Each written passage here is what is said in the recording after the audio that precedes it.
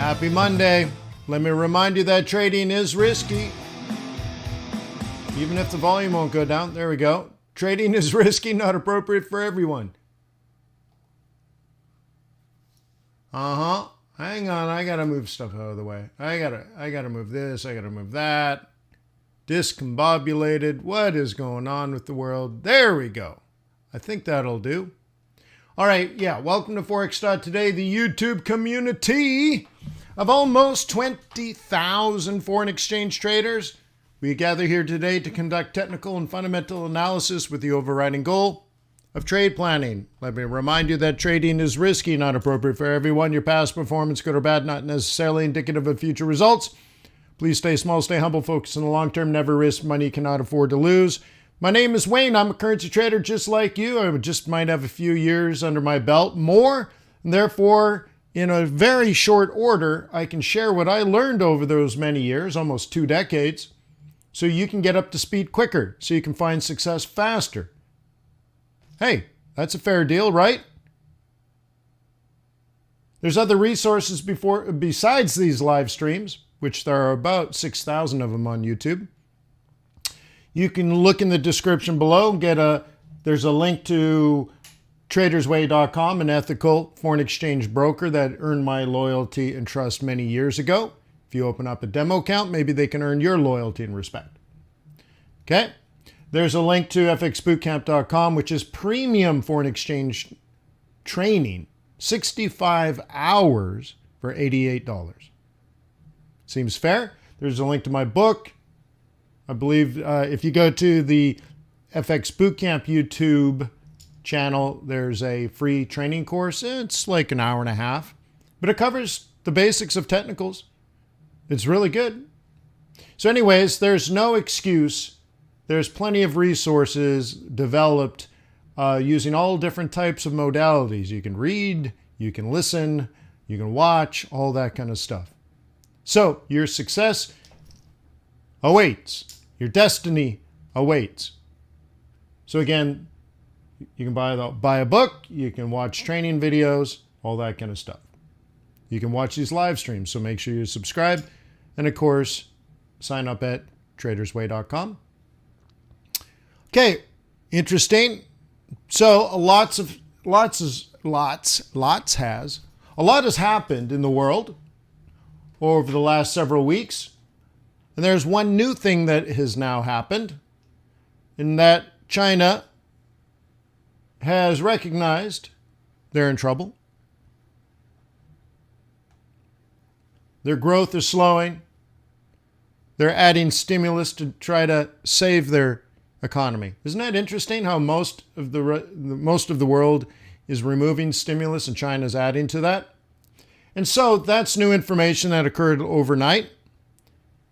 And if China is in trouble, they're going to need less energy, and they're going to need less, they're going to need less natural resources. And that could be, energy, that could be food, that could be industrial ingredients like iron ore and coal and copper, all that kind of stuff. So what you would expect on the short run is an adjustment of people's outlook for those types of commodities. So commodities, right, were directly impacted. So, for example, here's gold. I guess we'll just start with gold. One of the things that's been happening with gold is gold has been going up, okay, based on the old Fed meeting. The Fed meeting came out less aggressive, so we got this, and it moved up. But then, and I'm not joking, this was like 3 or 4 weeks ago, I drew all this in advance. Somewhere up around here, we're trying to look for a change in trend. And now for the first time, we have a bearish engulfing candle. So if you believe the change in Chinese sentiment is important and lasting, then as a technician, you probably want to look for a lower high, lower low. Okay? Now, what you don't know is will it make 2 lows and then have a retracement? Well, dude, you gotta trade. Okay? But notice that we picked out this line in the sand 3 weeks ago, I'm guessing, maybe 4 weeks ago. and we spent 1, 2, 3, 4, 5, 6, 7 days stuck here, and then suddenly bearish engulfing candle. That might be the sign that you've been looking for. A low lower than that, followed by lower high, lower low. Cool. But that's a risk-off move. That's a less aggregate demand move.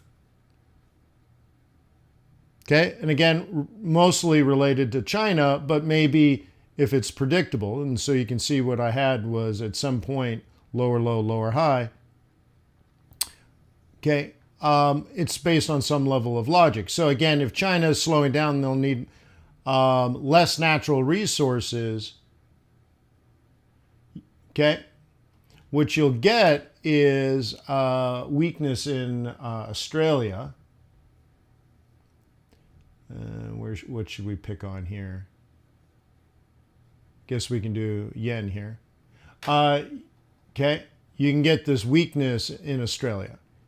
Okay, so up, up, up, up, up, up, up, up, up, and then last night it was up, up, up, China news. Okay, you can see it waited for China, so it was doing another up, it opened up, China came out, and that's that. Okay, okay, and you might consider this meaningful resistance.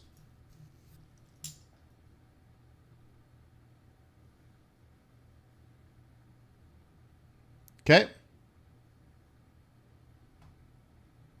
right? What else?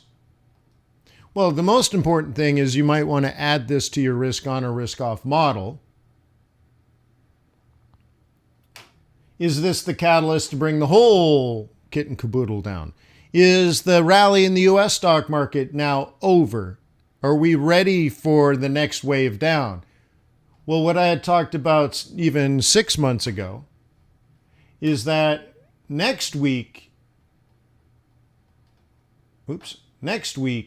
is typically the week I assign importance to. And I wonder if the trading volume will increase this week and then again next week and then again the week after. And will they, the new money coming in, the investors, the market participants, will they come in with a risk-off point of view? Okay, because like let's pick. I mean, we can pick on this, I guess. No, that's not. It's too far out. Ooh. If we were picking on the S&P 500, let's do that one. Okay, if we were picking on the S&P 500, let's just pretend that's kind of like the S&P 500, right?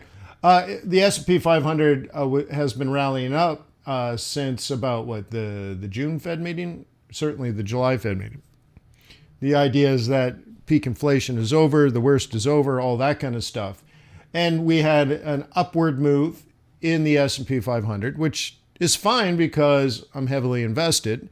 I bought over and over and over on the way down, fully deployed. I left a little bit of cash to hedge, and I am hedged, so my worst performer is the hedge.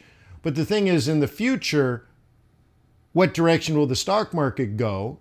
Because that's another idea of risk on or risk off. And what I've been tracking when you look at the Commitment of Traders report is there's less and less and less people in. People meaning market participants, people meaning actually institutional investors. Okay.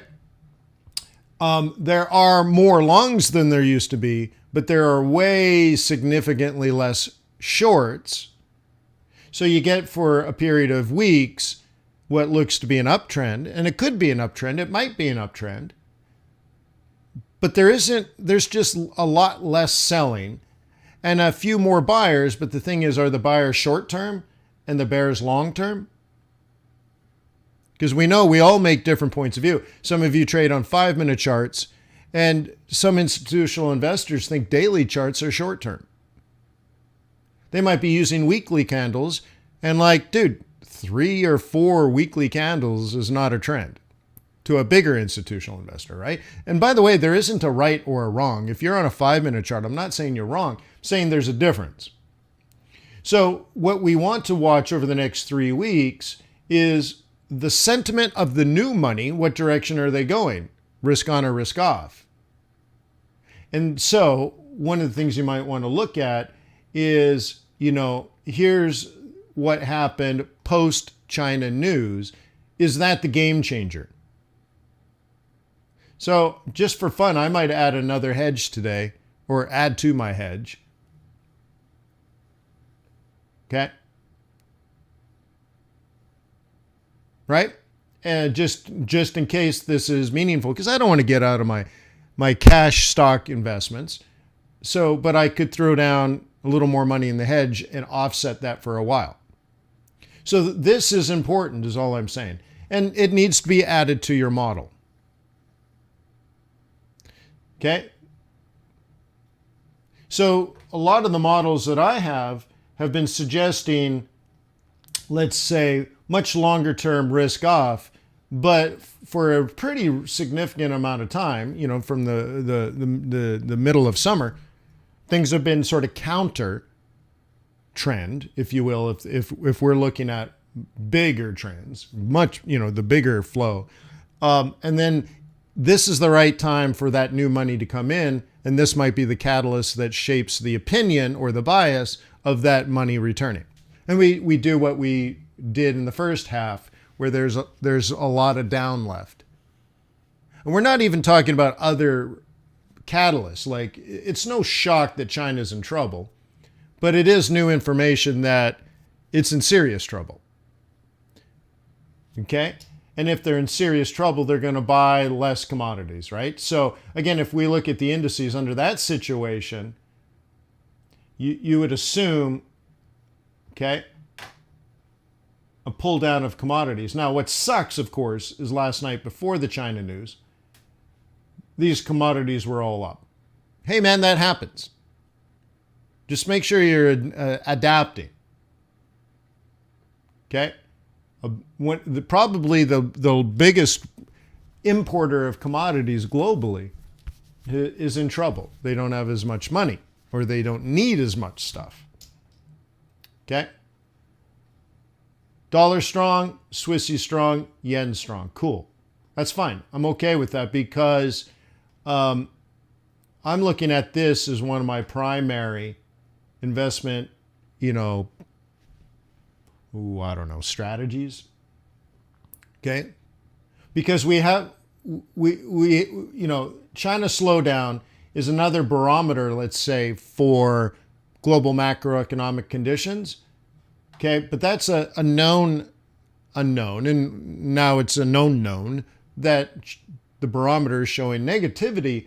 But what's the other risk that's still the unknown? Geopolitical.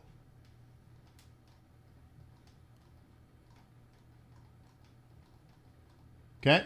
Geopolitical risk is another risk that's still out there. What's Putin going to do? How bad can the Americans screw up their relationship with China?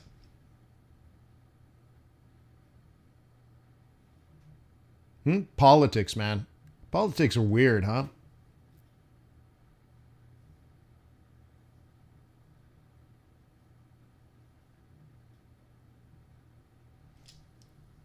Okay.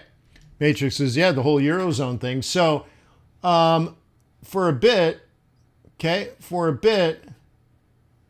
money needs to move. And you might see money moving in strange directions. But remember, people were over positioned anyways, and they might have to reposition. But I would still say this is bearish, and I would say this is bearish. And there's something else explaining this move. And that is technical. And I'll show you that. So fundamentally, I would still be a bear here, but this is up today. Fundamentally, I'm a bear here, but this is up today. And I can explain why. These are down, and these are down, but that's more fundamentally driven. Okay? So, right? So again, China, and China. Cool. Okay, you got that. So now let's explain why pound suddenly is strong and why euro is suddenly strong. And you have to make a determination as an investor and as a trader. Is it for a couple of days or a couple of weeks or a couple of months? That's the decision. Okay? So let's look at let's go through. Let's go through, which one did I guess we could do like pound. Let's do pound. Okay, let's do pound. Okay. This is a situation. Okay. This is a situation. By the way, yes, we did talk about it in the day trading group. This is a situation where you get a counter trend trade.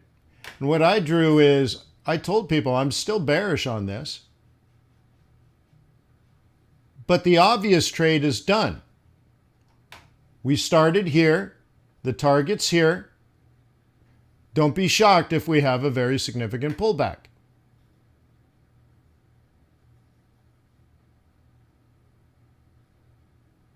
Okay? What do you think? How many people confirm, like even specifically this trade, that I'm still fundamentally bearish? The outlook is still fundamentally bearish. Like, well, fundamentals are fundamentals. You analyze this, because remember, fundamentals, it's just numbers. It's math. It is. It just is. Doesn't make it right all the time, but it makes it generally right. So when you're here, that's technical, and it goes up for reasons other than the fundamentals. Now, fundamentals change, and you have to ask yourself, have they changed in such a way that this trend is over and now we are going to go up, up, up above 9,500? Well, that's your decision. I don't know. I'm not there yet, fundamentally or technically, but this is how I had it lined up last night. Don't be shocked if there's a giant, massive pullback. Okay? And that's that. That this is, okay, the actual logical, this entry actually predicts this number. Okay, so it went to the extreme target and stopped. Okay, that's fair. That's fair game. And right? That's fair game. So China news came out. Is this pound strength? This is where I think a lot of retail traders get confused. Okay? Let me ask you something. Is this upward move traders buying the Great British Pound? That would be the fundamental question, isn't it?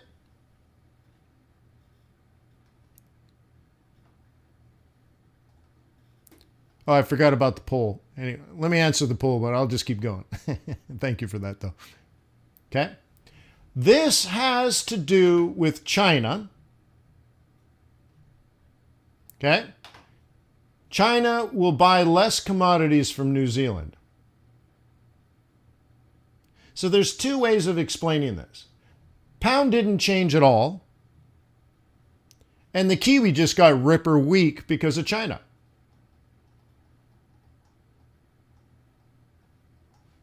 That's all. Or, like, this has nothing to do with pound Kiwi is the one way. The other thing is people were short pound Kiwi, and partially because of the technicals, and partially because of the China news, they took their profit.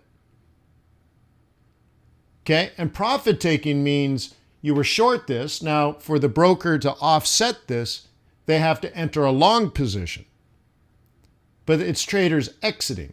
And what happens is the broker enters a long position, it offsets.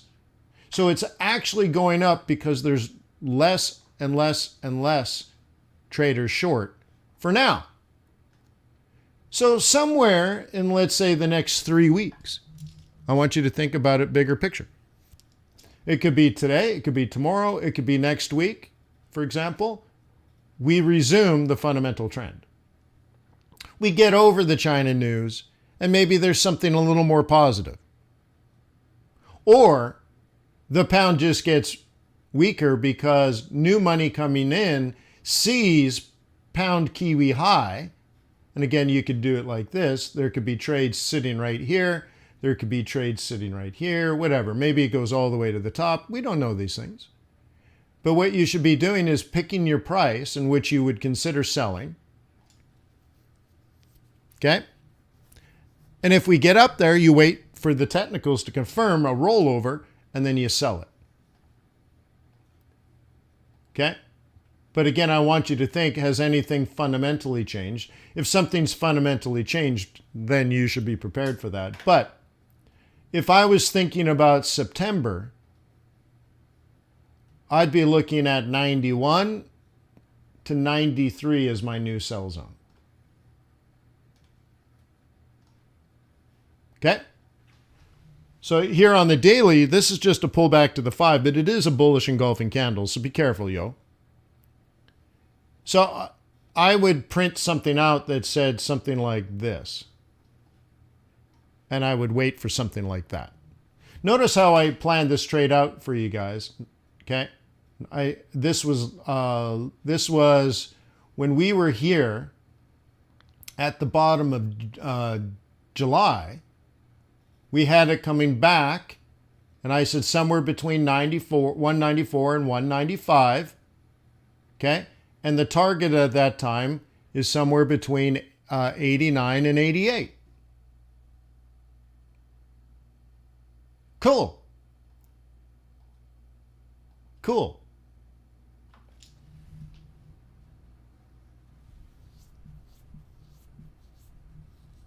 Okay?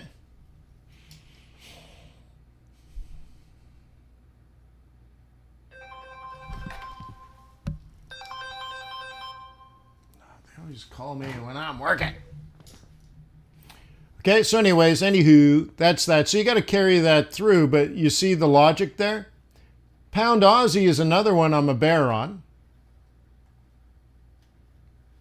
Okay? This is another one we talked about last night. And I said the problem with it is that we're on our target. We were literally right there during the day trading group. Okay? And I said, I'm still fundamentally bearish on this. Now, things have changed. Aussie is less strong.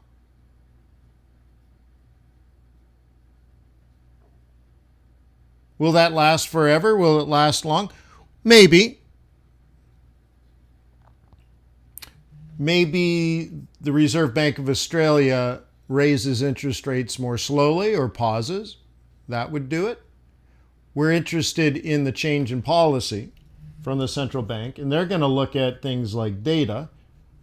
The data will be like inflationary, but they're also going to look at import-export data and try to figure out future demand from their trading partners. And they just might say, you know what? This idea of China returning to the marketplace soon may not be as valid as it used to be, right? So anyways, we might have to wait. Okay? Richard, yes, absolutely. The news came out last night. I'll allow you to Google it. Okay? So again, going back to this, we might have to wait till September for the trades to redevelop. Or, like I was suggesting, based on seasonality, okay, that more and more and more money starts coming back, and they may have a risk-off point of view. Now, I think a lot of the stock market that we had up was this idea of fear of missing out, where a lot of institutional traders went to cash. Okay? And then inflation tapered, let's say, to use the taper word. And people are like, oh my God, that might be the bottom. And it might be. But the thing is, if you've looked in the past, like 2008, and this is not a 2008 crisis, but it is a crisis. The first half of the year was horrible. Back in the financial crisis, horrible, bloodbath. But then there was a rally all summer. Then the money came back from summer, and it was even worse in the second half. Probably twice as bad. So if we lost 25% in the first half, we probably, lost 50% in the second half. So could Could there be, right, not a repeat, but a rhyme of that? Could things actually be worse in the second half? Yeah. In particular, again, if trade relations with China or just China as an economy itself is in trouble, yeah. And Putin could be a bad dude this fall. How many people here think Putin is going to be a bad actor in the second half of the year? Not, I mean, worse than he is now. Like something really goes wrong.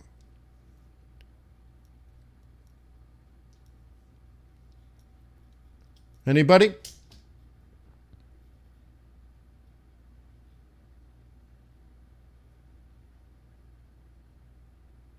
A simple yes or no will do.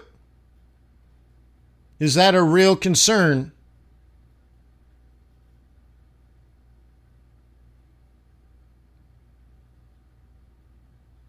Yeah, thank you, Kit. I appreciate that.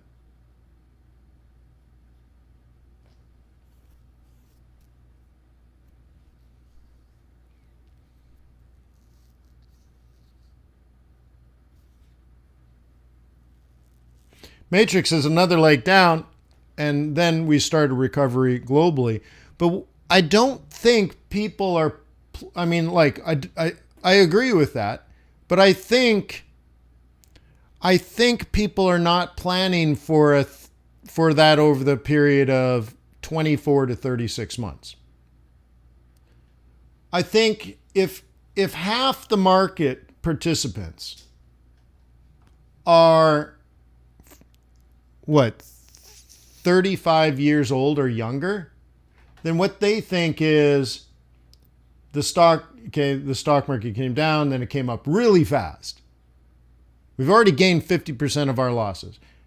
And then it goes like this. You know what they think it's going to do this again. Why? Because that's how it's happened over the last 35 years. What causes that rapid return?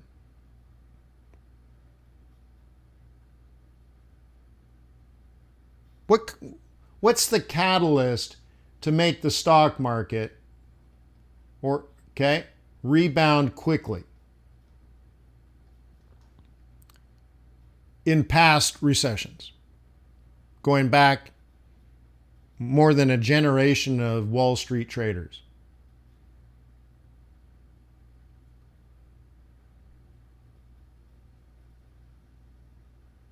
Well, the people that trade FOMO get punished.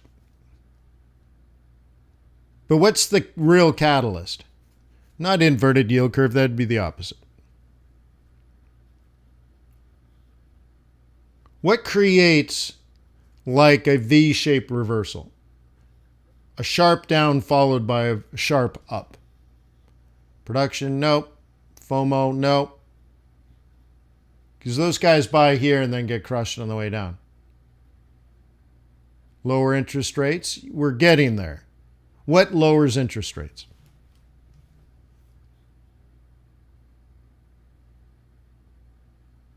Yeah, but why, Jim? It is tied to lower interest rates. Quantitative easing, thank you. Okay? The Fed does quantitative easing, but what does that do? That's a reflation play.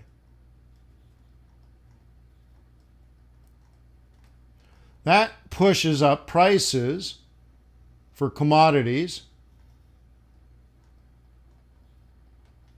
Okay? For real assets like real estate or gold.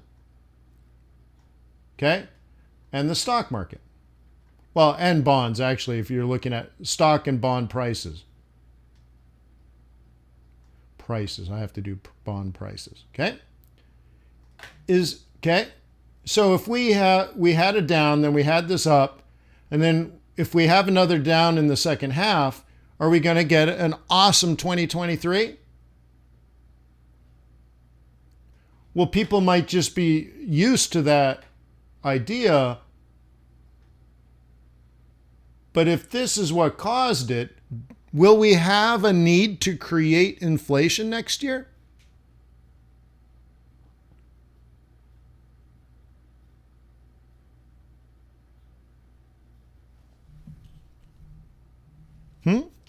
Is that the situation we're in? I want you to think about it logically. Is that what's going to happen? Now, I don't know the future, but I can think about the policies and what they're designed to do. Okay? And if you say no, then I would not expect a quick, suddenly the S&P 500 is at higher highs again. Now, we will. Okay? I had breakfast one day in Los Angeles with a billionaire. He rolled up in a Rolls Royce. Okay? And we had a conversation about his real estate investments because that's how he made his money. And one of the stories he told me was he bought a lot of real estate, I think it was the 80s, in Los Angeles. And this was probably it was after that. This would have been 2002, okay? And he said he was just starting to make money. That the real estate market in California, in Los Angeles, was negative to flat for 20 years. We don't think that way anymore, do we? Because soon after that, people were mad if their house didn't double in 2 or 3 years in price. Imagine how well he did, huh? He bought billions and billions in real estate over 20 years, held them the whole time. And then you imagine how much money he made after I met him when all those did go up 400-500%. Anywho, we don't think that way because we're so used to the Fed rescuing us with some, with this idea of suddenly quantitative easing, pushes everything back up. I don't think the Fed's going to be in a position to do that. So we will have to do it the old-fashioned way. Earnings, which tells you that customers have money and they're buying. And then later profits. Okay? But I have a feeling even if unemployment goes up in the next 6 to 12 months, right? Rents are going to be high. And wages are going to be high. Okay? And in a scenario like that, okay, there's going to be a higher level of inflation than normal. Okay? And with that, interest rates have to stay high.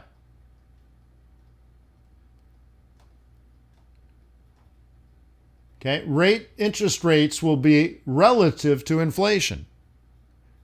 So let's say we have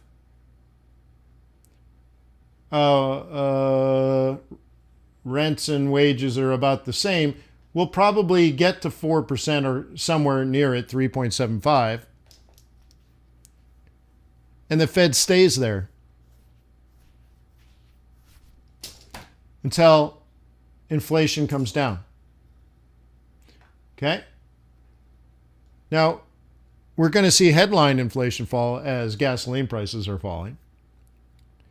Remember, that's artificial. Oil prices are way down. That's artificial.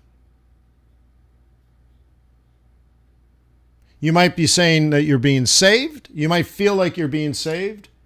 I don't know. I don't feel that way. I feel like in a way we're being lied to.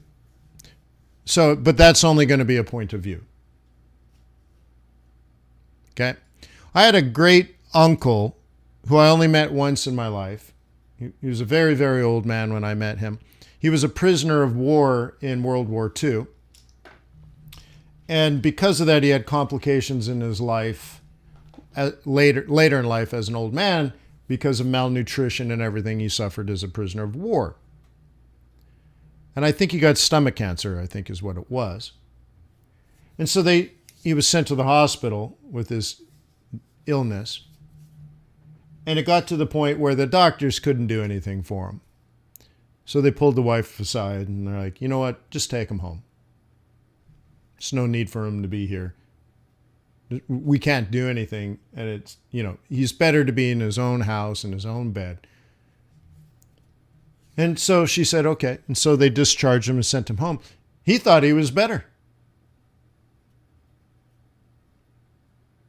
He lived another year or so. And then he died of stomach cancer. So, in the beginning, you might say, well, that's good. He was able to die a comfortable life, but the thing is, the problem was never solved. And of course, you're an old man, you got stomach cancer. Look, I get that failure in the analogy, but I think right now we're being told we're okay. Look, oil prices are down, gasoline's cheap at the gas pump. That's good, right? We're adding no, I shouldn't do it as a dollar. We're adding 1 million barrels per day to the market.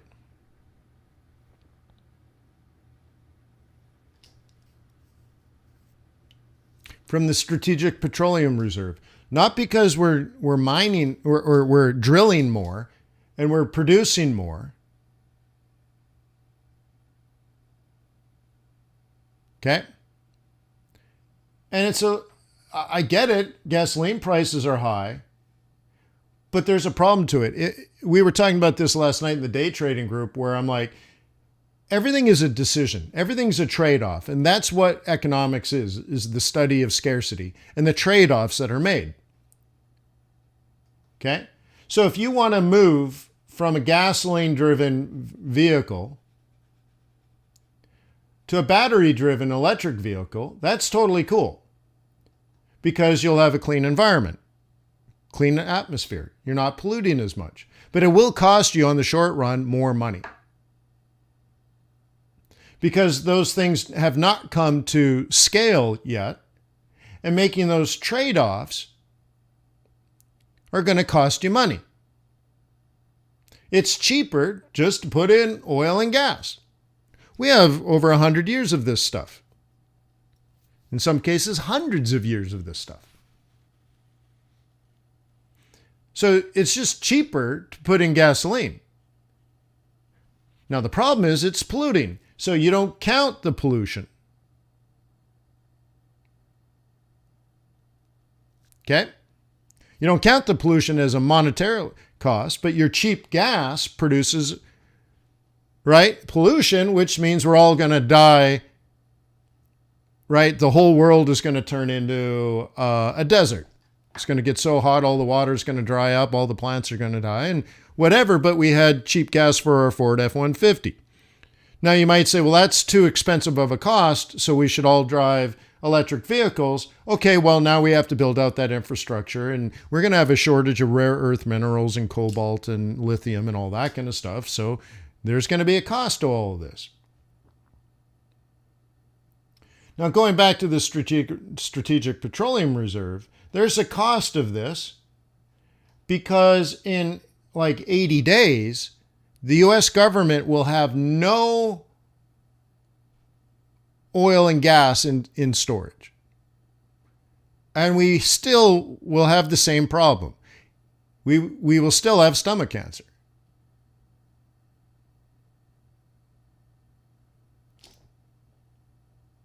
We should be producing more oil, not drawing down our Strategic Petroleum Reserve. That's there in case we need to go to war, for example.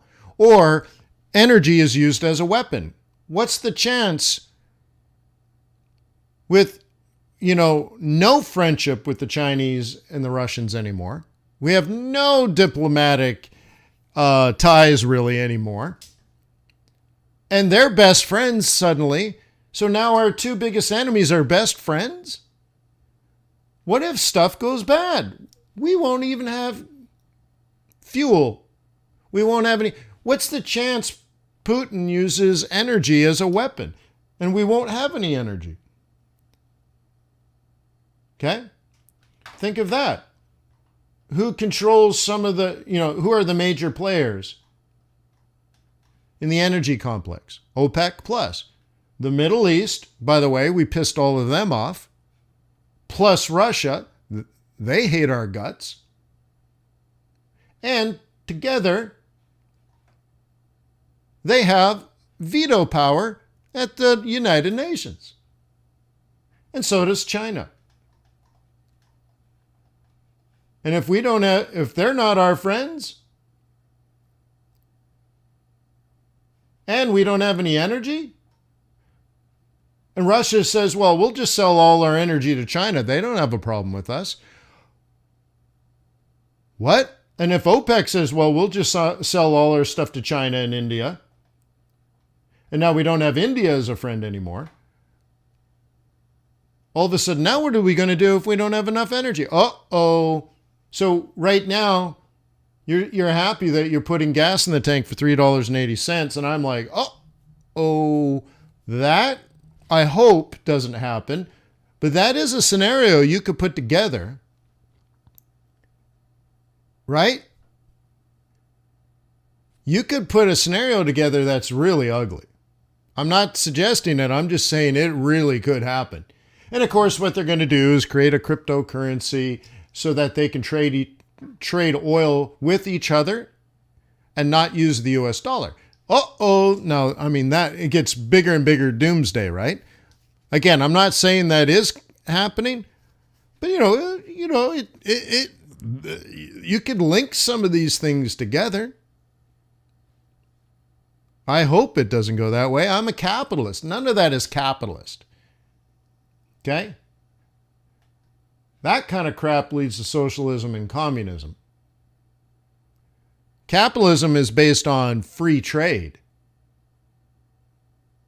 We don't care. A capitalist doesn't care what gender you are or what gender identity you have. It doesn't care about your religion.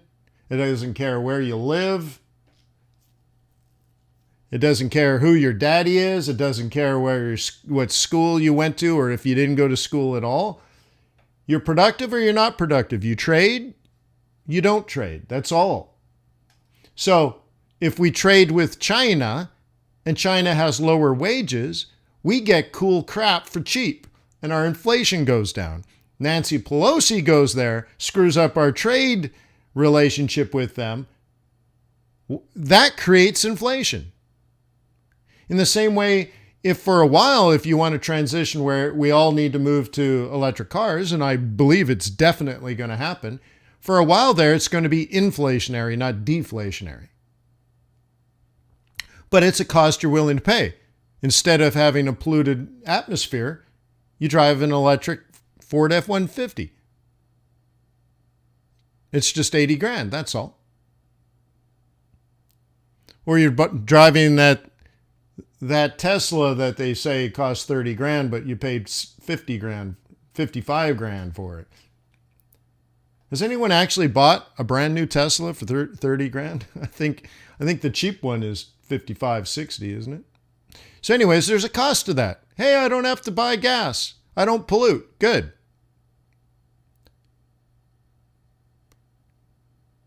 Okay. So anyways, very interesting kind of place where we are. Right now, I want you to focus on China and its impact, and particularly the Asia-Pacific trading partners. Okay? Yeah, Matrix, yeah, there's another envoy there.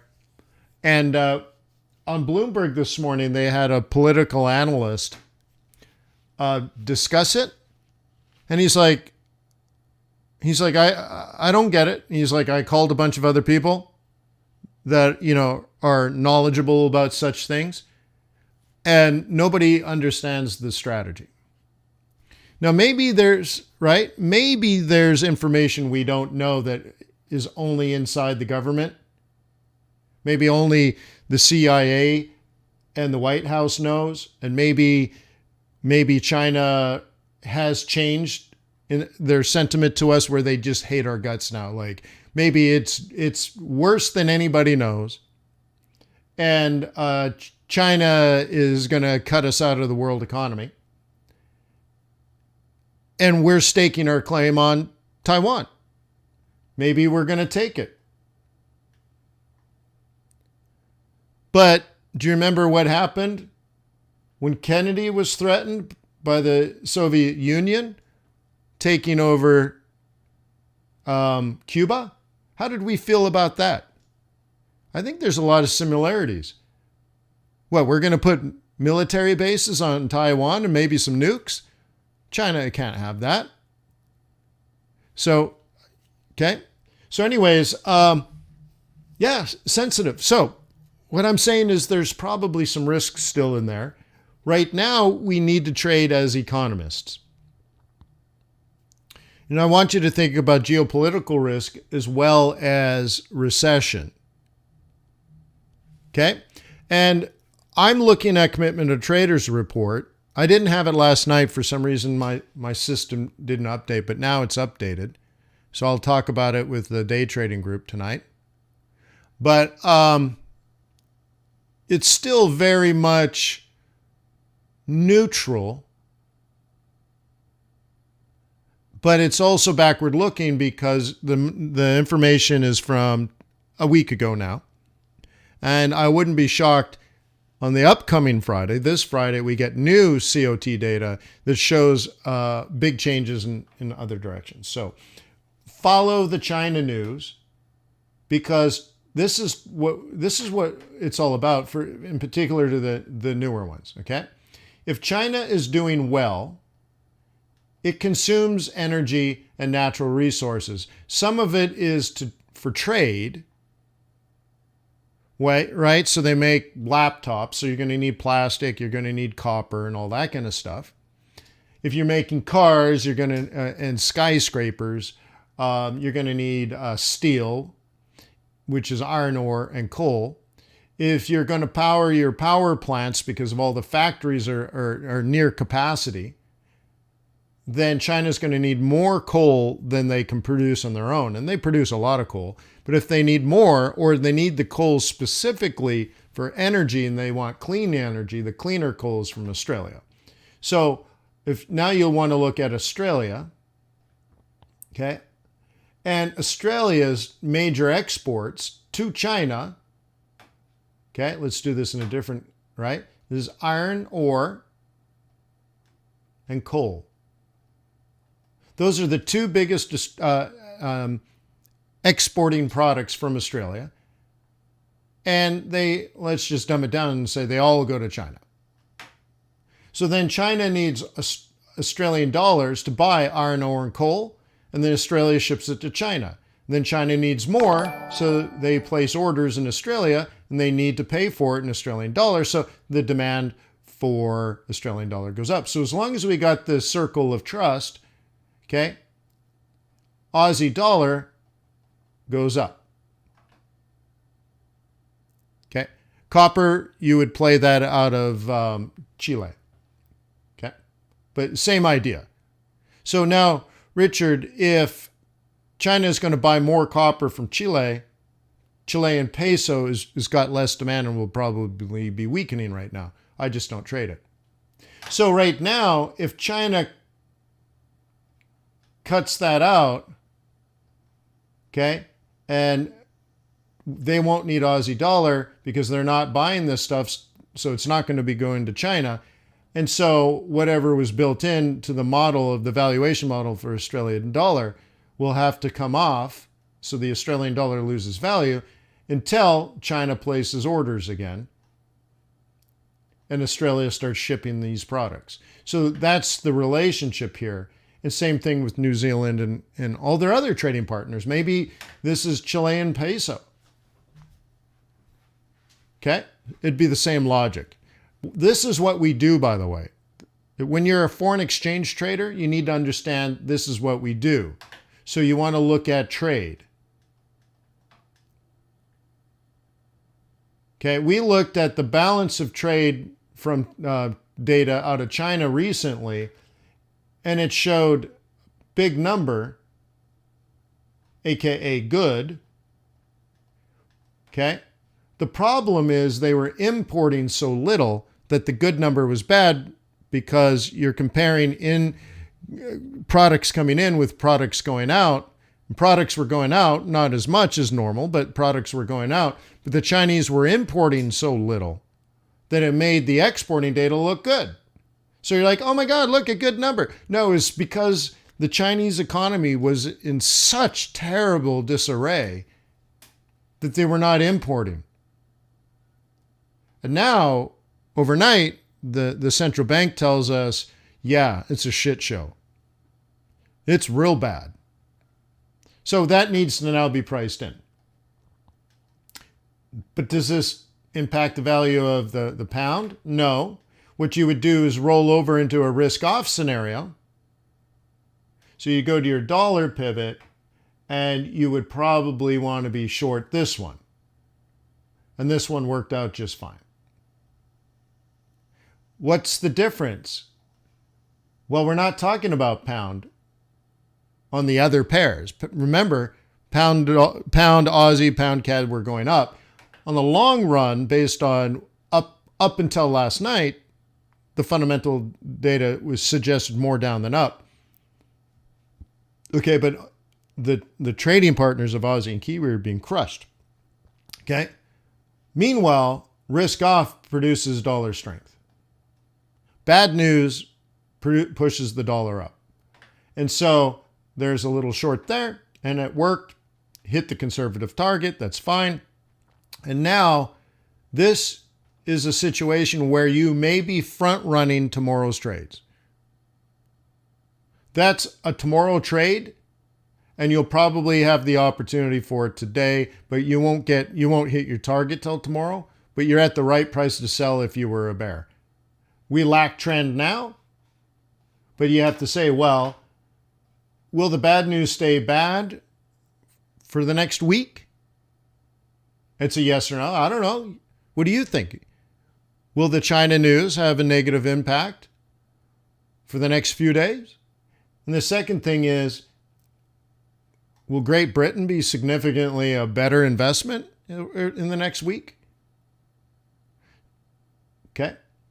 And that'll make your decision of whether we're going to go lower or not.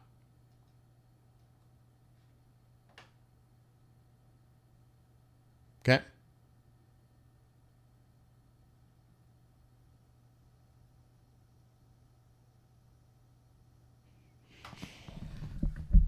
Yeah, Forex pivots brings up, there's moving food and grain around is terrible. We're having drought in the United States, so that's going to produce less yield. But we also know that less fertilizer was used this year, so that in of itself is less yield. And now we're having droughts in the United States, less yield. The rivers in Europe are drying up, so right now moving things like oil and coal on the Rhine, there's a problem where the river is so low that it's not nearly as deep as normal. And now when you're moving like these barges, you have to put less stuff on the barge because it's too heavy. It'll sink and it'll hit the bottom. So to keep it from sinking, you have to reduce the displacement, which means you have to remove some of the weight. So now let's say you put half as much on than you normally would, but now your cost is still the same, but now you have half as much money and it's not worth it. Financially, you'd lose. So suddenly now you don't move these products, which means there's going to be a shortage. So I'll leave you with one last thought. Oil is down today sharply. Why? Less energy is going to be needed from China. Okay? By the way, I set this short up last week in great detail and furious anger. Yeah, look at great detail. We have it. Okay. Now, did I know that? No, I didn't know that far and that fast. But resistance, resistance, resistance. Sure, sure. And we got to a point where finally it topped out, right? Lower high, lower low, and there's your role reversal. Okay. Simple stuff I've taught you guys, and then broke that. Did the same thing there. Okay. But anyways, now we're down here. And we got to price in less demand from China. But what happens if there's more and more shortage of this stuff?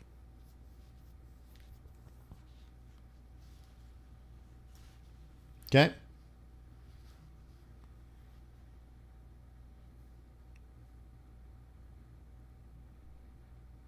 Okay. So I'm waiting because I think there might be a very interesting move to the upside on WTI. And so I look at this fundamentally and I think up, and I look at it technically and I'm like, not up today, baby. And this seemed too premature. Although it was great trading, all it did was get us to the role reversal and it dropped down. Now I think it gets interesting. I would love a double bottom now. I'm not predicting, let me tell you again, I'm not predicting a double bottom. But boy, would that be great, because now technically, if I'm going to reverse something that's been falling, okay, 25% since June, whatever, the June Fed meeting, then I'm going to need a reversal pattern if I'm going to buy it. And then with the idea that demand has come down, supply has gone up, but bogus supply. Backwardation is gone, but again, this sounds political. I'm trying not to be political, but I believe the government has lied to us with the backwardation. And the government said they're going to sell oil, which is dump oil on the market, right? And buy futures contracts. Okay?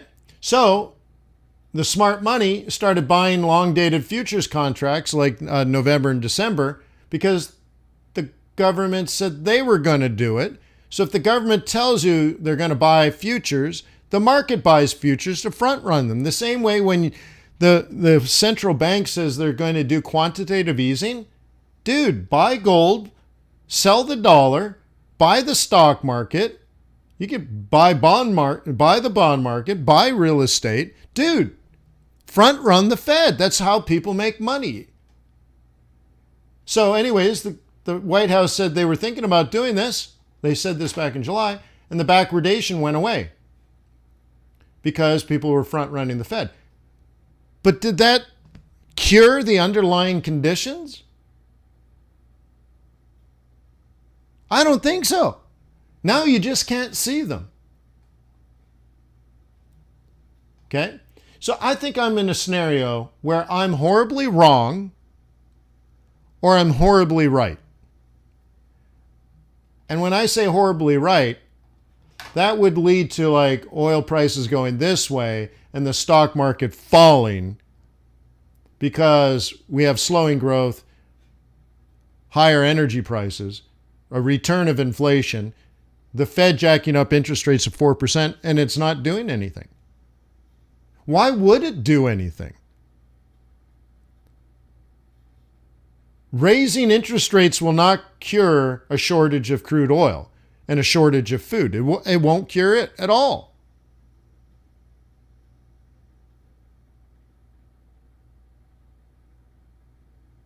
You see? That's going to be a hard thing to admit. I don't think the Fed created the inflation. Okay? In 2.5 years, 50% of the money the Fed added to the market will have already been removed. So 5 years from now, the Fed's $5 trillion will be removed. Probably sooner than that. What about the 5 trillion the federal government added? Not the federal bank, the federal government. That's your stimulus checks. When will that be removed? When that happens, okay, inflation will fall. When will we increase trade with our trading partners? When will China come back online and do lots and lots of business with us? When will they be our best friend? Well, it might be a while. That would lower inflation. When will we have food and energy supplies? Oh man, I do this a lot. Energy. Okay, when will food and energy supplies be back to normal? And when will our trading partners provide, like our tech, for example? I'll just dumb it down like that. When will we increase tech trade and have more food and energy? Well, more, right? More food and energy, increased trade lowers inflation. So like, dude, if we're reducing our trade with our trading partners, and we don't have energy independence anymore, food is always tough, and we don't remove the 5 trillion, there's nothing the Fed can do. I want you to understand that point. There's nothing the Fed can do. So when the Fed gets us to 4% and we have 6% inflation, the only thing the Fed could do is keep raising interest rates. Because they can't cut interest rates at 6% inflation. And how do we get inflation down if we still have $5 trillion in stimulus money floating out there? We have bad relationships with our trading partners. Remember, when you trade with someone, they'll make your product cheaper.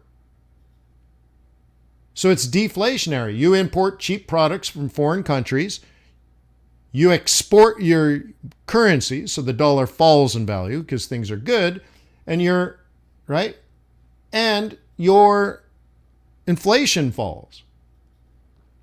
Richard says, raise taxes. It's the only way on the short run the federal government can do it. Okay, so Keynes said, in a recession, this is Keynesian economics, okay? In a recession, okay, you have GDP is equal to C plus I plus G. Okay, that's a closed economy, but we'll leave it there. In a recession, consumption falls, investment falls. So therefore, the government should, in fact, increase spending to offset all this consumption and investment loss. But then, in a boom,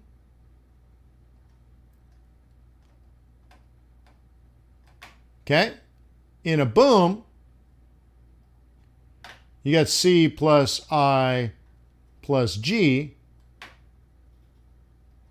Okay, so what happens is consumption returns, investment returns, and the government should remove the money they added. Because remember, to get this money, they didn't get it from taxes. They had to borrow it or print it. Okay? So they increase the money supply, and that picks up consumption and investment. People get their jobs back. Okay? Companies start building new factories, right? Consumers buy new TVs from the TV factories. Okay? So the government raises taxes and pays down its debt.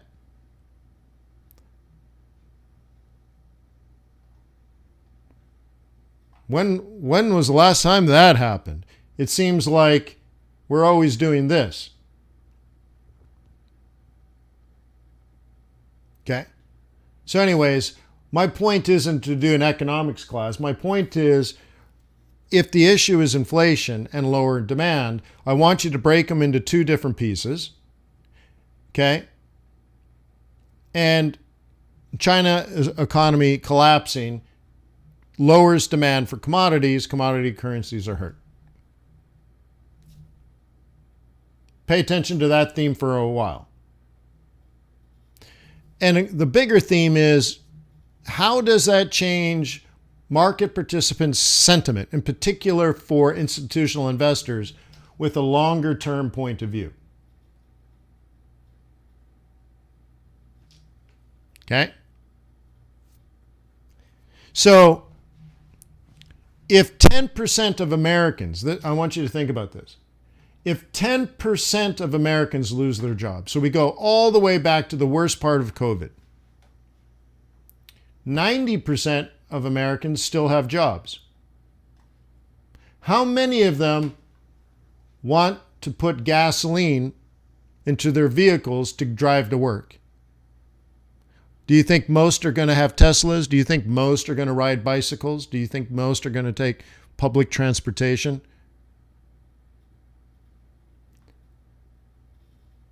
Okay? So once we get the right price in for the recession, a lower demand, the next thing is, once you get demand stabilized, the next question is, well, shoot, if they're going to put gas, if 90% of Americans are still going to drive their vehicles to go to their daily jobs, oh my God, what if we don't have any oil? From the crude oil, you create gasoline. And if the government isn't dumping 1 million barrels, like the other day we had a buildup on the EIA, right? The EIA. There was a huge buildup. EIA, Energy Information Agency, last Wednesday reported a buildup, and it was very significant. But if you remove the SPR, it was very, very small. Okay. So right around the election, we're going to be very, very, very, very low on SPR. And once the midterm elections are over, I think that's that. Yeah, isn't that funny? So there's some other things that I think are going to impact natural gas, maybe because of that, impact oil and all that kind of stuff. But I want you to think about it. What does all of this mean, not just today in this week, but is there a trend that you can stay on a little longer than just a day or a week? Lots to think about. Be positive that you're in an industry that's interesting. But also I want you to think about it like, a lot of people show up to these live streams because they want to get rich quick. Hey, whatever. It's a bit childish if you ask me, get rich quick. It's a fool would think that way. Unless you're talking about winning the lottery, it doesn't exist. I mean, it makes no sense. You want to create value for people. You want to make the world a better place. That's how you make money. But that takes a lot of time, a lot of effort. You need to be very steady, reliable, and dependable. None of that is quick. Right? So this is a good job. I want you to think of it that way. This is a good job that you can do for a very long time. And thank goodness it's interesting. But the second thing, the real value here, I mean, that's cool when the markets are going up and your neighbors are going to say, oh, I flipped some meme stocks and I made $1,000. Great. Good for you, bro. Okay. Meanwhile, you're running a business. Okay. Your foreign exchange business. But when things go bad, your neighbor who flips meme stocks is going to lose a hell of a lot more money than he made flipping meme stocks. So he's like, he made 1,000, lost 20. Okay. Meanwhile, you have an opportunity in front of you to take care of your family. That you're in a market that is liquid and that you can easily be short as easily as you can be long. And that's very beneficial. If you own $1 billion in real estate and the economy tanks, there's nothing you can do to change the price of your real estate. and you can't sell it because you got a mortgage on the dang thing. So you got to hold and hope. And the hope is in 5 years, you're going to need to refinance. And if you go to refinance your real estate holdings and the value of the property is dropped and the value of the rents that you're collecting has dropped, you're not going to be able to refi. And now you're going to go bankrupt. There's nothing you can do. It's illiquid. Lots of equity investors just can't get the scale they need to make money on the way down. All that kind of stuff. I mean, it's a complicated world out there. But as a Forex trader, if things go bad, you can excel, actually. And if things go good, you can excel. You're liquid. You can trade in any direction. You can scale. You can get big. You can get small. Access to leverage and capital. This is a wonderful business that you're entering into. But again, I want you to look at it not as get rich kind of business, but instead a small business that can grow steadily. It's a lifestyle, y'all. And once in a while, it's nice to step back and be thankful for the opportunity that we have in front of us. If oil drops another $30 because of China, there's no demand coming, and that's been priced in, and all of a sudden it's being priced out, don't worry about it. You can, right? And then if something else goes wrong, like Putin does something and oil goes up, hey, you got this. You can do it. Those are opportunities. And even in periods of slowness, you can shoot at rabbits. You can scalp. You can spot trade. You can day trade. It's okay. You do better trending. But it's okay. You can handle it. Many other market participants can't handle that. So again, you have a wonderful small business that you can run successfully, really for generations. This is something that you could build a family business around. Okay? But remember, when I say value creation, that means you need to think into the future. The more you get the future correct, the more value you have created. That's where the value creation comes from. So how can you think more than a day ahead? Look, this is 4 weeks in advance. I drew this out. There's some value there based on the Fed meeting, less aggressive Fed. See, I didn't know. I drew this before because there's a downward one. More aggressive Fed, less aggressive Fed. I drew it before the meeting. And then the market interpreted what Jay Powell said at the press conference as being less aggressive. So it did the less aggressive path. And then right at the exact price, it topped out. I was looking for a lower low, lower high, lower low, lower high, lower low. Well, it took a little while, but now we got our lower low. Maybe. I mean, it's definitely lower low. But it could do one of these things now where, let me try to get this darker red. Okay. So we have a red candle. Maybe we have another red candle. Okay. And then maybe a little green candle, and then followed by a red candle, red candle, red candle, right? Make this green. Nope, wrong one. This was green. Okay. And that could happen. And if so, there was value creation for me to write this out for you. I created some value.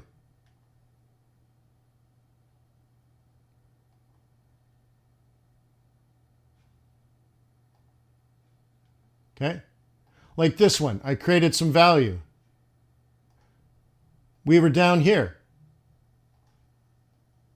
I said, great, I want to get short between 94 and 95. This will be the target. Cool. Nice.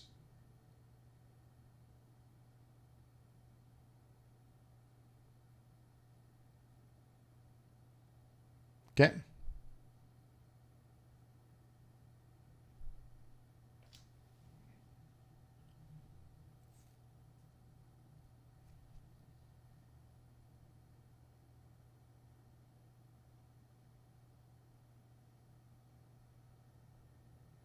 Sky Killer says, what? I downloaded the toolkit installer, but when I place the folder, it says it's not able to. What?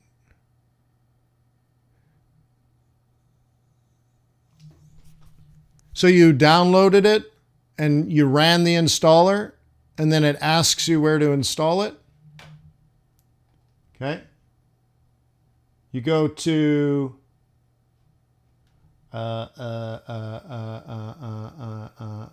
open data folder.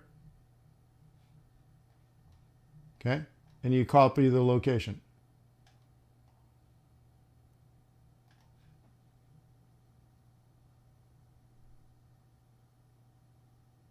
Frank, I spent the morning outside. You got that, Sky Killer?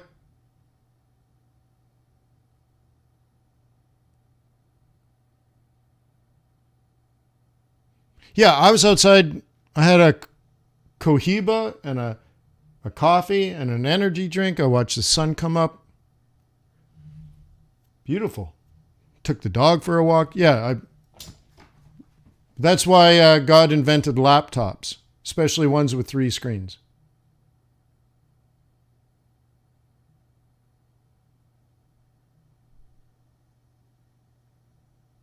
Yeah, I'll have to put it back.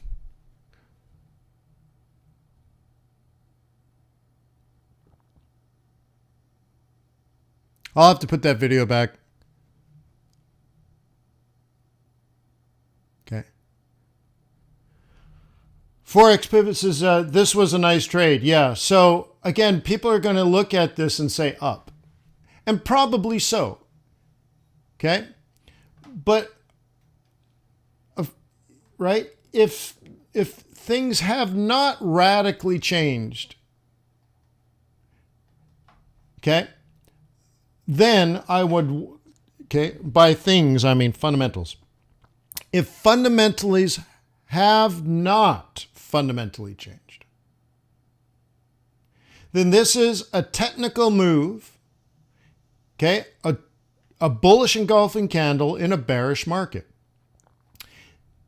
Normally, okay, there's 2 things that you need to conceive in a situation like this. Okay. One is that you might have a point of view of this. And that is, I would say, somewhat valid. There's another pattern here that less sophisticated or experienced traders recognize. Okay. This pattern here, every single FX boot camper knows. And this is a sales pitch. So if this is news to you, you need to join. It's $88 a year. I'm not hitting you over the head and stealing your wallet and getting rich quick and buying yellow Lamborghinis and partying on yachts with girls in bikinis. That's not what FX Bootcamp is about. So join FX Bootcamp.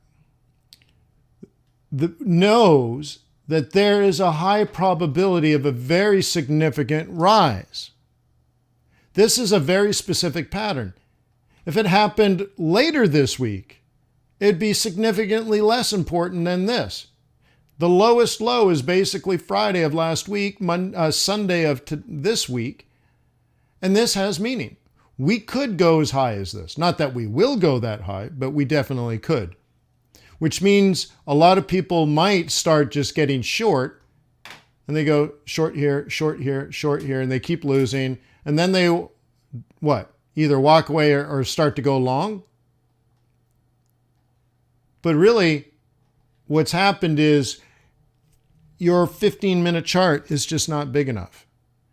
So you might counter trend for a week or two and then get short next month. The thing is, on a fundamental basis, 2 weeks up does not make it bullish. Okay? So over the course of the 2 weeks, I'm going to look at the economic data. I'm going to look at the COT. So this is an analysis of economic data. This is an analysis of flow. Where are the positions? And how are the positions changing?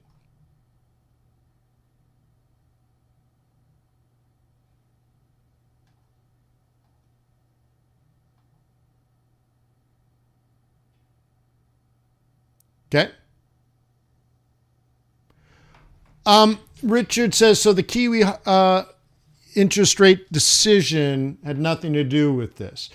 I think it was overshadowed by China, because if it was only the RBNZ, then CAD and Aussie would be significantly less impacted. Okay. Okay. So, overshadowed. Okay, I got to go. My phone's ringing like crazy. The world's trying to get their wane. Thank you for being here this morning. Peace on earth. May the pips be with you. May your profits be above average. Cheers.